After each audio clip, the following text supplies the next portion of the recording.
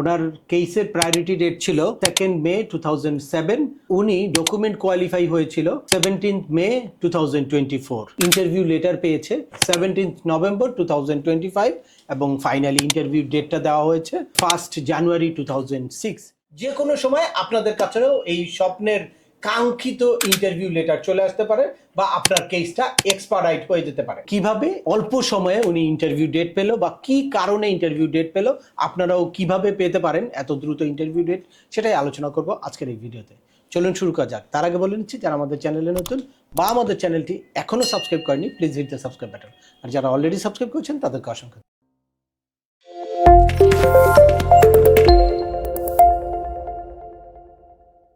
আপনারা অনেকেই হয়তো মনে করছেন যে এটা হয়তো IR5 বা IR1, CR1, F2A, F2B এইগুলো কোনো ক্যাটাগরি না।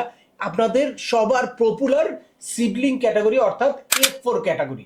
তো এই F4 ক্যাটাগরিতে এখন যারা 2021-এর জুলাইতে ডকুমেন্ট কোয়ালিফাই হয়েছে, আপনারা জানেন যে তারা ইন্টারভিউ ডেট পাচ্ছে। কেন মনে হলো আমার সাথে দেখা করা দরকার? আমি আজ প্রায় ধরেন 1 বছর পর্যন্ত শুধু এইগুলা আপনার এগুলো আমি দেখি, ভিডিওগুলো দেখি যে অপেক্ষা করতেছি আর কি কোন টাইমে ওটা আসবে। আপনার টাইমলি যেটা বলতেছেন এখন এই DS 260 এগুলা আপনার পর দেখতেছি আর কি।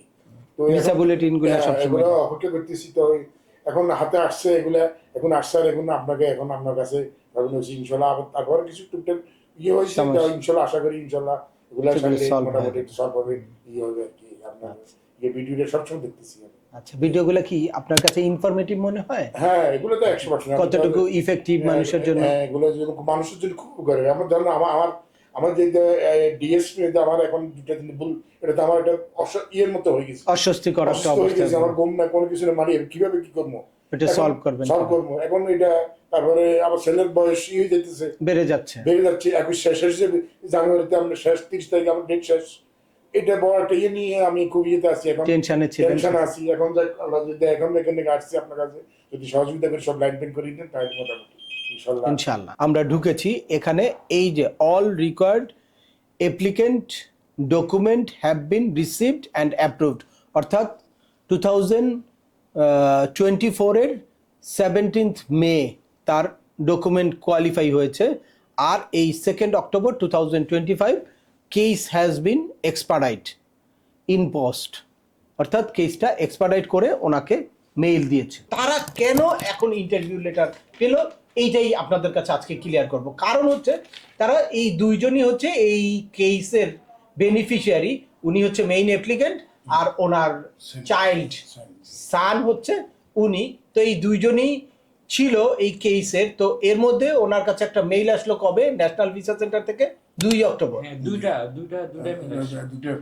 যেটা আসলে অনেক মাইনাস একটা পয়েন্ট বা অনেকের জন্য নেগেটিভ একটা পয়েন্ট, সেটাই কিন্তু এখন পজিটিভ হয়ে দাঁড়াচ্ছে। কারণ আপনারা অনেকেই চাইল্ডের এজ আউট নিয়ে টেনশনে থাকেন, তো আপনাদেরকে আশ্বস্ত করার জন্য এই ভিডিওটা করা।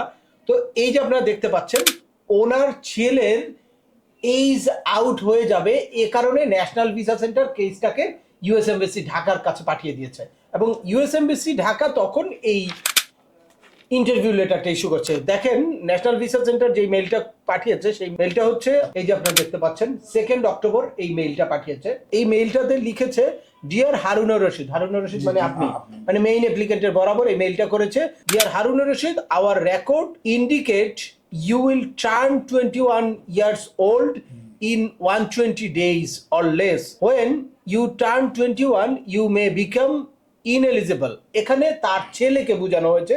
ডিয়ার হারুনুর রশিদ মানে কেসের মেইন অ্যাপ্লিকেন্ট দিয়েই মেইলটা করা হয়েছে, কিন্তু ওনার একটা চাইল্ড নেক্সট 120 ডেজের মধ্যে 21 এজ ক্রস করবে, দ্যাটস ওয়াই তারা এই মেইলটা দিয়েছে। when you turn 21 you may become ineligible to immigrant under F41 visa, মানে F41 ভিসার জন্য আপনি ineligible হতে পারেন। to ensure you can immigrant before that happens, the National Visa Center send your petition to US Embassy Dhaka, Bangladesh for expedite processing. The embassy will contact you soon. অর্থাৎ তারা national visa centre US এমবাসিকে কেসটা পাঠিয়ে দিয়েছে expedite করার জন্য, যাতে এই 21 plus age হয়ে গেলে কোনো কারণে আপনি ইনএলিজিবল হতে পারেন, এই জন্য তারা দ্রুত আপনার কেসটাকে পাঠিয়ে দিয়ে ঠিক সেই দিনই অর্থাৎ 2 অক্টোবরই ইউএস এমবাসি ঢাকা তাদেরকে আরেকটা মেইল দেয়। আসলে ওনাদের স্বপ্নটা একদম হাতের মুঠায় চলে আসে, যেটার কারণে ওনারা দীর্ঘদিন ধরে টেনশনে ছিল যে কি কারণে কিভাবে তারা ইন্টারভিউ ডেট পাবে, চাইল্ডের এইজ আউট হয়ে যেতে পারে বা অনেক দেরি হয়তো হবে। ওনারা নিশ্চয়ই জানে যে 2001-এ যারা ডকুমেন্ট কোয়ালিফাই হয়েছে তারা এখন ইন্টারভিউ ডেট পাচ্ছে। তো তার মধ্যে ওনাদের কাছে ইউএস এমবাসি ঢাকা থেকে একটা মেইল আসলো। এই মেইলে লেখা ছিল, the US embassy consulate general in Dhaka Bangladesh approved your request for expedite process of your immigrant visa case. The National Visa Center send your immigrant visa case to US Embassy Consulate General in Dhaka, Bangladesh for their action. The Embassy Consulate General will contact you soon, schedule a visa interview. মানে US embassy Dhaka বলতেছে যে embassy খুব শীঘ্রই আপনাকে একটা interview letter issue করবে বা interview schedule দিবে। ন্যাশনাল ভিসা সেন্টার অলরেডি আপনার কেসটা ঢাকায় পাঠিয়ে দিয়েছে, আপনার কেসটা অটো এক্সপার্ডাইট হয়ে গেছে। আপনারা কি এক্সপার্ডাইটের জন্য রিকোয়েস্ট করেছিলেন? না স্যার, কোনো রিকোয়েস্ট করেননি। That's mean national visa centre auto expedite করে দিয়েছে, যেটা ইউএস এমবাসি ঢাকাও অ্যাকসেপ্ট করে নিয়েছে। এরপরে আপনারা ইন্টারভিউ লেটারটা কবে পেলেন? এরপরে আর আপনারা কোনো কিছু ব্যবস্থা নেন মানে কিছু করেনও না? কিছু করেনি। তার মানে এই 2 অক্টোবর যখনই ইউএস এমবাসি ঢাকা এই বিষয়টা ওনাদেরকে ইনফর্ম করলো, এরপরে ওনারা শুধু ওয়েট করেছে যে পরবর্তীতে হয়তো ইউএস এমবাসি ঢাকা যোগাযোগ করবে। এরপরেই 17 নভেম্বর ইউএস এমবাসি তাদেরকে একটা ইন্টারভিউ শিডিউল দিয়ে মেইল করে দিয়েছে, যে ইন্টারভিউ ডেটটা ওনারা পেয়েছে 21 অর্থাৎ 21 জানুয়ারি 2026। তো আপনাদের যাদের কেসটা আসলে ডকুমেন্ট কোয়ালিফাই হয়ে আছে আর আপনাদের চাইল্ডের এইজ 20+ হয়ে যাওয়ার সম্ভাবনা আছে, আপনারা আপনাদের মেইলগুলো অবশ্যই চেক করবেন। যে কোনো সময় আপনাদের কাছেও এই স্বপ্নের কাঙ্ক্ষিত ইন্টারভিউ লেটার চলে আসতে পারে বা আপনার কেসটা এক্সপার্ডাইট হয়ে যেতে পারে।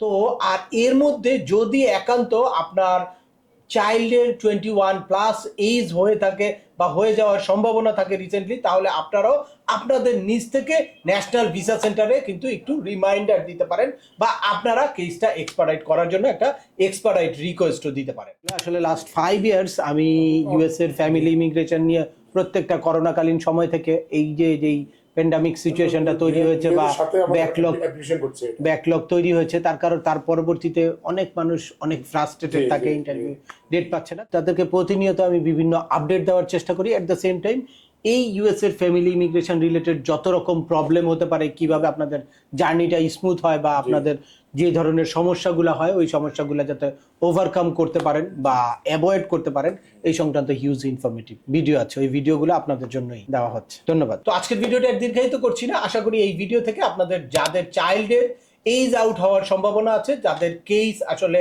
ডকুমেন্ট কোয়ালিফাই হয়ে আছে, তারা কিভাবে খুব দ্রুত ইন্টারভিউ ডেট পেতে পারেন, অটো এক্সপার্ডাইট হয়ে যেতে পারে বা অটো এক্সপার্ডাইট না হলে আপনারা নিজেরা কিভাবে ইন্টারভিউ ডেটটা দ্রুত নিতে পারেন সে ব্যাপারে একটা ক্লিয়ার ধারণা পেয়েছেন। তারপরেও আপনাদের যদি এই সংক্রান্ত কোনো রকম কোনো প্রশ্ন থাকে অবশ্যই আমাকে কমেন্টস করে জানাবেন। আর ভিডিওটি ভালো লাগলে বা তথ্যবহুল মনে হলে লাইক দিয়ে আপনার বন্ধুদের মাঝে শেয়ার করে দিবেন যাদের এই ইনফরমেশনগুলো অত্যন্ত প্রয়োজন। আবার দেখা হবে নতুন কোনো গুরুত্বপূর্ণ টপিকস নিয়ে।